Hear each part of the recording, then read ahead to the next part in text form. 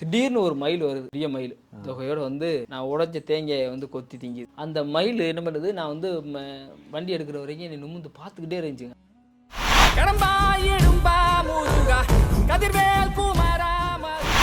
எல்லா மனிதனும் வந்து பாவம் பண்ணாமலாம் அந்த பூமியில பிறக்கல, பாவம் பண்ணவன் தான் அந்த பூமியில பிறந்திருக்கான். இவன் புண்ணியம் பண்ணவெல்லாம் பிறக்கல.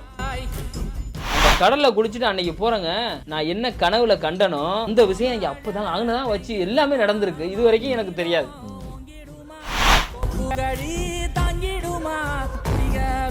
ஜோதி ரீதியாகவே எல்லாத்தையும் அணுகுறீங்க, கிரகங்கள் சார்ந்தே பேசுறீங்க. அதுமாரி குலதெய்வம் வந்து எந்த ராசியை குலதெய்வம் வழிபடணும், இல்லை எல்லா ராசியும் வழிபடலாமா? சில பேர் எல்லாம் குழந்தை இல்லாமலாம் ரொம்ப இருப்பாங்க பார்த்தீங்களா, 10 வருஷம் 15 வருஷம் இல்லாமல் இது பண்ணலாம் இருப்பாங்க பார்த்தீங்களா. அவங்க எல்லாம் பார்த்தீங்கன்னா அந்த குலதெய்வ அருளே இருக்காது. உங்களுக்கு 5ஆம் அதிபதி கெட்டு போச்சு, 9ஆம் அதிபதி கெட்டு போச்சு அப்படின்னா கண்டிப்பாக வந்து குலதெய்வத்தை தேடுவாங்க.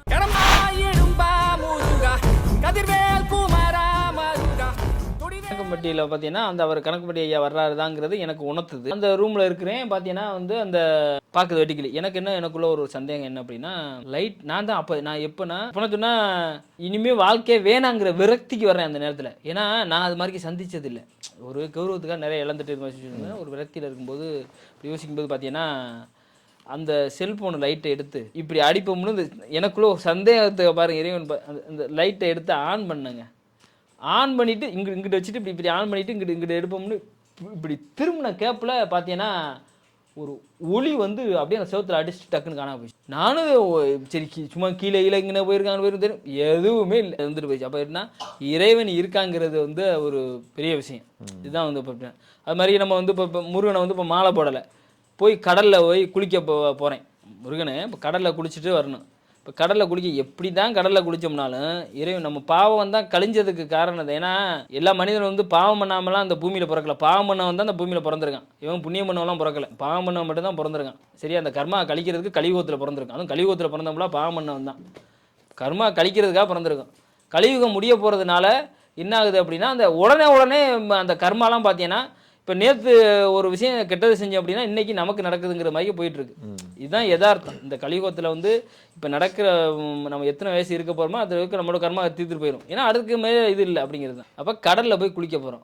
கடலில் குளிக்க போகும்போது பார்த்தீங்கன்னா முருகனோட இது பேசுகிறோம். ஏன்னா எங்கள் வம்சத்திலே எங்கள் தாத்தா முதல் யாருமே மாலை போட்டோ கும்பிட்டதோ இது பண்ணதோ யாருமே இல்லையா. அப்போ யதார்த்தத்துக்கு இன்றைக்கி பழனிக்கு போட்டிருக்கு. அவர் நம்மகிட்ட பேசுவார்னு வைக்கல முருகரும். இப்போ எப்படின்னா பார்த்தீங்கன்னா கடலில் போய் அது அங்கே இந்த கோட்டைப்பட்டினம் கிடக்கிற அந்த ஏரியா வந்து கொஞ்சம் இதான ஏரியா. நான் எனக்கு இங்கே நான் பீச்சில் இருக்க இங்கே மண்ணு தான் வருதுன்னா அது கற்களும் கலசலுமான ஒரு தண்ணினா பார்த்தீங்கன்னா கடல் தண்ணி தான் பார்த்தீங்கன்னா அந்த சாக்கடை தண்ணி மாதிரியே தெரியுது. இதுக்குள்ளே எப்படா ஒரு பையன் இருந்தால் எப்படா குளிக்கிறது அப்படின்னு கேட்குறேன். இல்லைண்ணே இதுக்குள்ள என்ன நீங்கள் குளிக்கலாம்னு சொன்னேன். நானும் போகிறேன் அந்த சாக்கடையாக தான் கிளம்புது. புதன்னு கிளம்பும் பார்த்தீங்களா, ஒரு தூசிக்குள்ளே இருந்தால் அது மாதிரிக்கே ஒரு இதாக கிளம்புது. சரி வேறு வழி இல்லை, கடலுக்குள்ளே இறங்கியாச்சு, நமக்கு இந்த இடத்துல குளிச்சிடும்னு சொல்லிட்டு இந்த இவ்வளோ முட்டாலும் இந்த ஒரு முட்டையை விட கொஞ்சம் தூரத்து ஆழத்தில் உட்காந்துட்டு கிழக்கு நாடு உட்காந்துட்டு சூரியனை பார்த்துக்கிட்டு கடலில் குளிக்கிறேன்.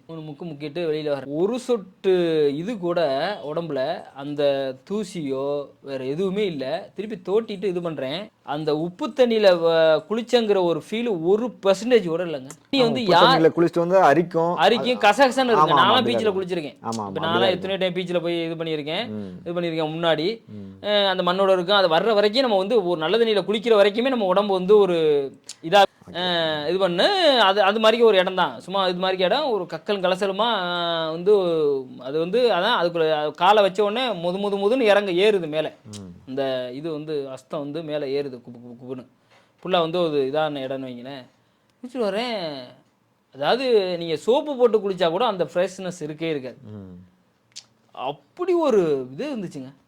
அப்போ என்ன நினச்சேன் அப்படின்னா, நம்மளும் பாவம் பண்ணாமலாம் மனித பிறவியை நம்ம பிறக்கலை. என்கிட்ட ஒருத்தர் சொன்னார், எங்கள் அம்மா சின்ன பிள்ளையில் ஒரு சிடி எடுத்து அப்போல்லாம் ரெக்கார்ட் பண்ணி இந்த காண்ட பாப்பம்னு சொல்லுவாங்க, பார்த்து இது பண்ணுவாங்க.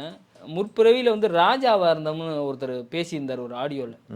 இப்போ ராஜாவாக இருந்திருந்தோம் அப்படின்னா பாவம் பண்ணாமலாம் எவனும் இருந்திருக்க மாட்டான். புரியுதா? இப்போ அரசர் மன்னர்கள்லாம் பாவம் பண்ணாமல் இப்போ இருக்கா, இல்லை இப்போ எந்த கவர்மெண்ட் வந்தாலும் இது பண்ண இருக்கலாம். அது மாதிரியே அதனால அந்த கர்ம வினையெல்லாம் அனுபவிக்கிறதுக்காக பிறந்திருக்காரு. அப்போ ஒரு மிட் எண்டுக்கு அப்புறம் அவர் எந்த வாழ்க்கை வந்து திருப்பி எந்த சூழ்நிலை அவர் அந்த பிறவியில் முடிச்சாரோ அந்த பிறவி மாதிரி பெரிய அரசனை வந்துட்டு தான் அவர் வந்து இறப்பாரு. அப்படி பிறவி என்பதே வந்து நம்மளோட பாவத்திற்கான சம்பளம் தான். 12 வயசுல கேட்டாங்க அந்த ஆடியோ. ஒரு சிடியில் ஒரு கண்டம் பார்த்து ஒரு சிடியோ இதில் போட்டுட்டு இது பண்ணி கொண்டு வந்து அனுப்புனாங்க. கொண்டு வந்து வச்சுட்டு நம்ம வீட்டில் போட்டு கேட்டோம். கேட்கும்போது அப்போ என்ன சொன்னான்னா அந்த வந்து முற்பிறவியில் அது மாதிரி பிறந்ததான் அந்த கர்மாவை கழிக்க பிறந்திருக்காரு. என்னோட நட்சத்திரத்தில் நான் அஸ்வினி நட்சத்திரத்தில் பிறந்திருக்கேன், கேதுவோட ஆதிக்கத்தில் பிறந்திருக்கேன். என்னோட கிரகங்கள் ஃபுல்லாகவே ஒரு இடத்துல இருக்கும். அது வந்து பெரிய ஒரு சூச்சம். அதனால தான் இன்னைக்கு இந்த இடத்துக்குள்ள இறைவரில் வரணும்னு வைங்களேன். மறைஞ்சிருக்க விஷயத்த வெளியில் கொண்டு வர முடியும் நம்ம. அப்படிங்கிற பட்சத்தில் அவர் பண்ணும்போது கர்ம கலைங்கிற மாதிரி இந்த 40வது வயசுல பாருங்க ஒரு லைஃப் மனிதனோட மனிதன் வாழ்க்கை பார்த்தீங்கன்னா ராசி லக்கணம் ஒரு குறிப்பிட்ட ஏஜ் வந்து லக்கணம் செயல்படும். லக்கணம் தான் பார்த்தீங்கன்னா தகப்பன் சார்ந்து வர்றது, சந்திரன் அடிப்படையாக வர்றது ராசி தாய் சார்ந்து வர்றது. என்னோட வாழ்க்கையிலேயே தகப்பன் சார்ந்து வரும்போது இப்போ என்னன்னா என் தகப்பன் எனக்கு எதுக்குமே ஆகாத அளவு ஆகிட்டார். புரிஞ்சுங்க. லக்கணம் வரும்போது என் தகப்பன் அப்போலேருந்து இல்லை, பட் ஒரு காலகட்டத்தில் இது பண்ணார், லக்கணம் வந்து மறைஞ்சிருச்சு. ஒரு கிரகம் பார்த்து புரிஞ்சுருங்க. இப்போ ஒரு மனிதன் பாருங்கள் இளமையில் கஷ்டப்பட்டான் அப்படின்னா 30 வருஷம் வாழ்ந்தவன் கிடையாது, 30 வருஷம் கெட்டவன் கிடையாது. அது என்ன காரணம் அப்படின்னா இன்னைக்கு கலியுகத்தில் குறைஞ்சபட்ச வயசு பார்த்தீங்கன்னா 60 வயசில் வந்து 30 வருஷங்கிறது எப்படி அப்படின்னா ஒரு ஒரு ஒரு லக்கணம் நம்ம தந்தை ஸ்தானத்துலேருந்து எடுக்கும்போது லக்கணமாக வரும்போது பார்த்தீங்கன்னா கிரகங்கள் மறைஞ்சிருக்கும். இது பண்ணினா அந்த 30 வயசு வாழ்க்கை வந்து பயங்கர கஷ்டத்தை சந்திக்கும். அடுத்து வர 30 வயசு வாழ்க்கை வந்து இப்படிப்பட்டாலும் வாழ்க்கை மாறும். அது எந்த சூழ்நிலை 10 ரூபாய்க்கு கஷ்டப்பட்டவனுக்கு வந்து பார்த்தீங்கன்னா 100 ரூபா கிடைக்கும். அதுக்கு தகுந்த மாதிரி வாழ்க்கையை வாழ்ந்துக்கிட்டு இருப்பான். அதுக்காக வந்து கோடீஸ்வரனாக வாழ்வாங்கிறதுல சாப்பாடு கஷ்டப்பட்டவனுக்கு சாப்பாடு கிடைக்கும், நிம்மதியான உணவு கிடைக்கும். இதுதான் அதுக்காக எல்லாரும் கோடீஸ்வரனா வந்துடுவான், எல்லாரும் அம்பானி ஆயிரும் அப்படிங்கிறது எதார்த்தம் இல்லை. அவன் வாழ்ந்த வாழ்க்கையிலேருந்து அடுத்த கட்ட நகரும். அது மாதிரி ஒரு அமைப்பு. இன்னைக்கு பார்த்தீங்கன்னா நம்ம மேசராசி கன்னியா லக்கணத்தை இந்த கடற்கரையில் குளிச்சுட்டு வந்தீங்களா இந்த ஃப்ரெஷ்ஷாக அடுத்து வந்து என்ன உணர்வு உங்களுக்கு வந்தது? அதாவது அந்த கடற்கரையிலேருந்து குளிச்சுட்டு வந்தேன்னா இப்போ கடற்கரையிலேருந்து குளிச்சுட்டு வந்த உடனே வந்து வர்றேன் அந்த கோயிலுக்கு வந்துட்டேன், நம்ம குலதெய்வ கோயிலுக்கு. அப்போ அந்த குலதெய்வ கோயிலுக்கு வந்ததுக்கப்புறம் பார்த்தீங்கன்னா இங்கேயுமே நம்ம குலதெய்வ கோயிலுக்கு ஃபஸ்ட்டு கும்பிட்டு தான் நம்ம வந்து மாலை போடுவோம். அப்போ அந்த காலகட்டத்தில் என்ன பண்ணுறோம் வந்து நம்ம வந்து தேங்காய் உடைச்சிட்டு மாலை போடுவோம்னு சொல்லிட்டு இது பண்ணும்போது நான் அவர்கிட்ட என்ன சொல்கிறேன் அப்படின்னா எங்கள் அம்மா ஒரு விஷயத்தை சொல்லி பயமுறுத்தி முன்னாடி அந்த காலத்தில் என்ன சொல்லி வச்சுருந்தாங்க அப்படின்னா மாலை போட்டுட்டு போனாங்களாம். மாலை போட்டு ஏதோ பிரச்சனை பண்ணுன்னு ஏதோ தப்பான விஷயம் நடந்து போச்சு அப்படின்னு ஒரு விஷயத்த சொல்லியே பயமுறுத்தியே வச்சுருந்தாங்களா. அதனால தான் இவங்க எதுவுமே யாருமே வந்து போடாமே பயன்படுத்த இது பண்ணிக்கிட்டே இருந்தாங்க. எனக்குள்ள இறைவன் வந்து அப்படி நான் எனக்கிட்ட உணர்ந்துறது அப்படி கிடையாது. அப்படி இல்லை, தாய் தகப்பனால எதுவுமே முடியலை அப்படின்னு வைங்களேன், இன்னொரு மூலியம் கூட ஒரு உதவி கிடைக்குங்கிறது எதார்த்தம். அது மாதிரியே நம்மளோட குலதெய்வம் என்ன பண்ணும் அப்படின்னா இன்னொருத்தர் மூலியம் கூட இன்னொரு கடவுள் மூலியம் கூட நமக்கு உதவி பண்ணுறதுக்கு அருள் புரிவார். அப்போ என்ன பண்ணணும் அப்படின்னா அவரை கும்பிட்டுட்டு அடுத்த கட்டத்துக்கு நீ என்ன செய்வது வேணா கும்பிடலாம். அதுதான் குலதெய்வத்தோட இதாக. அப்போ என்ன அதை போய் தேங்காய் உடைச்சிட்டு தேங்காய் போய் வந்து குலதெய்வம் ரூட் கேஸ்ட்னு சொல்லுவாங்க. ஆமாம், குலதெய்வத்தை வழிபட்டாதான் மற்ற தெய்வங்கள் வந்து வழிபடும். அது காரணம் நீங்கள் தாய் தகப்பனை வந்து பட்னியாக போட்டு நீங்கள் எத்தனை பேருக்கு போய் அன்னதானம் போட்டாலும் அதில் பலன் இல்லை. நிச்சயமாங்க. புரியுதா இல்லையா? நான் உயிர் கூட லவ்வோட்டு தான். நீ போய் இன்னொருத்தர் தாய் தகப்பனை போட்டு என்ன போகிறேன் உன் தாய் தகப்பன் பட்னியாக கிடக்கும்போது. அப்போ நான் என்ன பண்ணுறேன், அப்போ குலதெய்வம் எனக்கு வந்து நம்ம பேசுவோம் அந்தளவுக்கு. அப்போ நம்ம என்ன பண்ணுறோம் அப்படின்னா தேங்காய் போய் உடச்சிட்டு இது பண்ணிட்டு வரும்போது அப்பா எல்லாரும் வந்து இது மாதிரியே சொல்கிறாங்க, அதை தாண்டி எனக்கு நான் முருகனை கும்பிடாதால என்னை வந்து என்னை இயக்கிட்டாரு, நான் இது பண்ணிக்கிட்டு இருக்கேன். நீ தான் வந்து எனக்கு வந்து துணை நிற்கணும், நீ தான் சொல்லணும் அவர்கிட்ட என்னோட நிலைமை என்னங்கிறது உனக்கு தெரியும், இறைவனுக்கு தெரியும், நமக்கு வந்து தெரியும், நீங்கள் பார்த்துக்கன்னு சொல்லிட்டு இது பண்ணிட்டு கும்பிட்டு போகிறேன். ஒரு பெரிய மயில். இது வரைக்கும் எனக்கு 40 வயசு ஆகுது, நான் எத்தனை டைம் தேங்காய் உடைச்சிருப்பேன், எத்தனை டைம் குலதெய்வத்தை போய் கும்பிட்டுருப்பேன். இது வரைக்கும் அது மாதிரி அற்புதம் நடந்துச்சா? இல்லை. ஆளுங்க போய் பிறக்குவாங்க, இல்லை அப்படி காக்கக்குறி பிறக்கும், இல்லை யாருமே கிடக்காம தேங்காய் கிடைக்கும், அப்படி உடச்சின மாட்டுக்கு வரும், அப்படி கிடக்கும். இது வரைக்கும் நம்ம எத்தனை நமக்கு குலதெய்வம் இப்போ நம்ம ஊருக்கு போனோம்னா அப்போ சாமி கும்பிடாம போக மாட்டேன். அது மாதிரி நடந்திருக்கு. என்ன ஆகுது அப்படின்னா திடீர்னு ஒரு மயில் வருது, பெரிய மயில் தொகையோடு வந்து நான் உடைச்ச தேங்காயை வந்து கொத்தி திங்கிது. தின்னுட்டு திருப்பி என்னோட கற்பரை உடச்சிட்டு கற்பர் கோயில் உடச்சிட்டு அடுத்து வந்து காளி கோயில் அங்கே போய் தேங்காய் உடைக்கிறேன். இவர் என்னையே பார்த்துக்கிட்டே இருந்துட்டு இந்த மயில் திருப்பி என்னை போய் அங்கேயும் போய் அவரே சாப்பிட்டுட்டு திருப்பி அங்கேருந்து நான் தேங்காய் உடச்சிட்டு வந்ததுக்கப்புறம் திருப்பி அங்கே என்னோட பின்னாடி பயணிக்குது. அங்கே போய் திருப்பி சாப்பிட்டுட்டு திருப்பி இங்கே கற்பையில் வந்து உட்காடுறேன். அங்கேருந்து மறுபடியும் வந்து கற்பையிலுக்கே வந்துருச்சு. அங்கே வந்துட்டு அதை வந்து தேங்காய் சாப்பிடுது. அப்போ இறைவன் என்ன டே நீ ஏன்டா அப்படி நினைக்கிற, நான்லாம் ஒன்றா தான் இருக்கேன், நீ போ உனக்கு எல்லாமே இருக்கும் பாருங்க இருக்கேன் அப்படின்னு தான். அதான் இறைவன் இது பண்ணுங்க. நான் வந்து அடுத்த பைக் எடுக்கிற வரைக்கும் முழுக்க வந்து ஆவுடையார் சிவ வழிபாட்டாளர் முருகனுக்கு முதல் தடவை மாலை போடுறேன். எனக்குள்ள ஒரு பயம் இருக்குல்ல, ஏன்னா எங்க அம்மா அது மாதிரி சொல்லி வச்சிருந்தாங்கல்ல எனக்கு வந்து அந்த மயில் என்ன பண்ணுது, நான் வந்து வண்டி எடுக்கிற வரைக்கும் என்னை நிமிந்து பார்த்துக்கிட்டே இருந்துச்சுங்க. அப்படியே பார்த்துக்கிட்டே இருந்துச்சு. அதுக்கப்புறம் தாங்க வந்து நான் வண்டி எடுத்து நான் கொஞ்சம் தூரம் போகிற வரைக்கும் நிமிந்து பார்த்துட்டு அதுக்கப்புறம் தான் கீழே முடிஞ்சு மறுபடியும் தேங்காய் சாப்பிடுச்சு. அப்போ இறைவன் இருக்காங்கிறத வந்து இது நம்மள உனக்கு நீ ஏன் பயப்படுற, எனக்குள்ள ஒரு பயம் இருந்துச்சு. அந்த கடலில் குளிச்சது அப்போ என்னன்னா கடலை குளிச்சோம் நம்ம கருமாலாம் திந்துருச்சோ அப்படின்னு. அதுக்கப்புறம் அதோட போயிட்டு அன்னைக்கு நைட்டு போகிறேன் ஆவுடையார் கோயிலுக்கு. அது பாருங்க ஆவுடையார். அவள் போய் அவர் சிவன் அன்னைக்கு தான் இது கட்டுறாங்க. யாரு காப்பு கட்டுறாங்க, கொடியேறுது. கொடியேறி தேரோட்டம். தேரோட்டம் அன்னைக்கு நைட்டு. தேரோட்டம் பிரம்மாண்டமாக நடக்குது, வருஷம் நடக்கும்ல. ஆமாம், வருஷத்துக்கு 2 டைம்.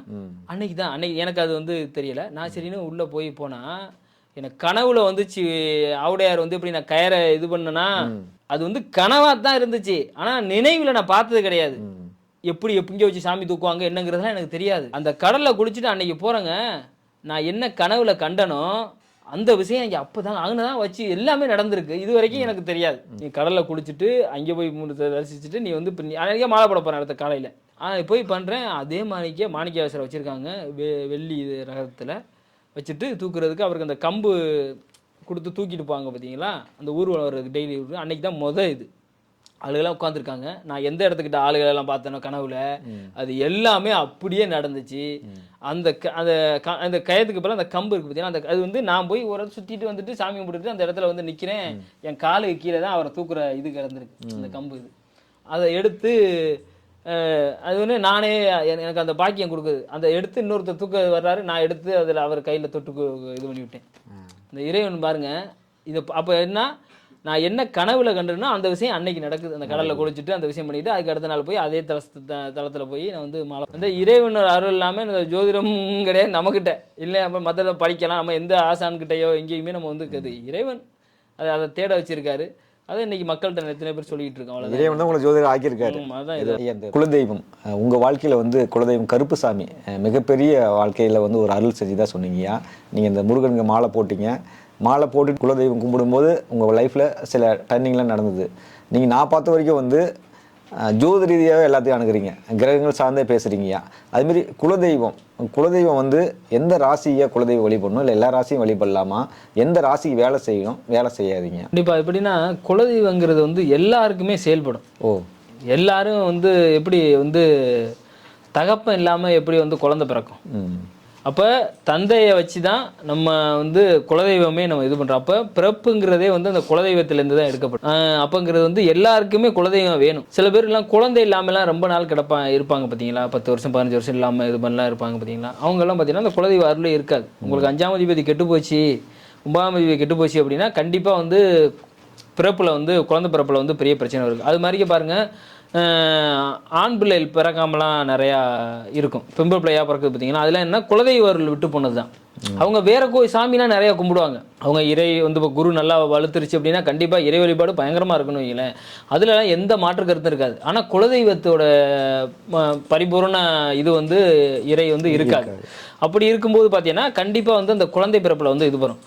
ஆண் குழந்தை பிறக்காமல் இருக்கிறதும் சரி, அதே மாதிரிக்கே குழந்தையே இல்லாமல் இருக்கும் சரி. ஆனால் இப்போ ஆண் குழந்தை பிறக்காமல் இருக்கவங்களுக்கு பார்த்தீங்கன்னா வந்து குலதெய்வங்கிறது ஒரு கண்டிப்பாக ஒரு இடத்துல மறைஞ்சிருக்கும். யதார்த்தத்துக்கு வந்து ஏதோ ஒன்று இருக்கும், அதில் வந்து நீச்ச பங்கு கிடச்சிருக்கும், இல்லை ஏதோ ஒரு குறுபார்வையில் இருக்கும், இந்த மாதிரி ஒரு அமைப்பு இருக்கும்.